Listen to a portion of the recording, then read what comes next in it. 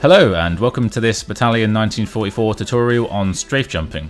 Before I begin, I want to very quickly talk about strafe jumping as a mechanic and why it exists in Battalion for those new to the concept.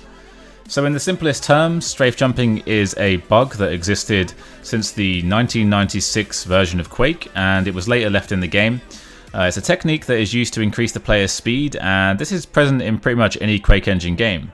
Strafe jumping is actually when you chain together multiple jumps, and what I'm essentially teaching you here is actually how to circle jump, which is the action that's performed at the start of the motion. The lines of the term got pretty blurred when coming into the COD series, which is where Battalion takes its movement inspiration from. COD is created on the IW engine, which is based on the ID Tech 3 engine, and this is actually the game engine that Quake was made on. Therefore, strafe jumping was a huge part of the COD series, and that is what Battalion has attempted to recreate.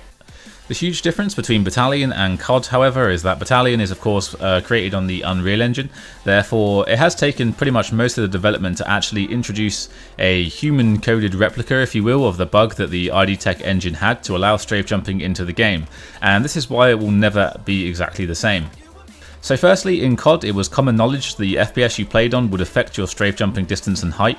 This is not the case in Battalion because, again, the mechanic of strafe jumping has been introduced artificially.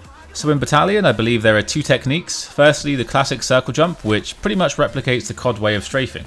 So let's do this again, and this time I'll put it in slow motion and let you see the keys that I'm pressing. So what I'm doing here is, first off, I want to angle myself around 45 degrees to the side. I'm then going to basically move my mouse in a smooth as possible semicircle motion until I reach somewhere between like 45 degrees or maybe even 30 degrees in the opposite direction. Meanwhile, with my keyboard, I'm running and then using one of my strafe keys, and in this instance it's my A key to go left, and I'm holding this along with my forward key and also crouching at either the start or the end of the jump. My preference is to crouch at the end of the jump for some reason.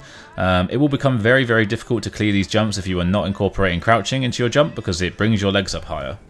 So that should cover the circle jumping. The next type of jump possible in Battalion I don't really have a name for. I'm just going to call it forward jumping or something. It really just incorporates the same techniques as a circle jump, but it doesn't have the circular mouse movement. Instead, you just kind of like run in a straight line and just use your strafe keys. I'm not really as familiar with strafing in this fashion because I've only ever used the circular motion. Both are effective, obviously, and I think in the end it just comes down to whichever technique you enjoy the most or you can do better. I feel like with the circle jumping, personally, I can chain more jumps in a row by using it within actual games and just running in a straight line and trying to do it that way. So I would suggest just practicing both ways and really just seeing what works best for you. In the end, the keyboard presses are pretty much the same in both ways. It just comes down to how much you want to angle your mouse when doing it. I hope that this short tutorial covered it well enough for you that you can understand how it works and learn for yourself. I wish you good luck and see you in the next video.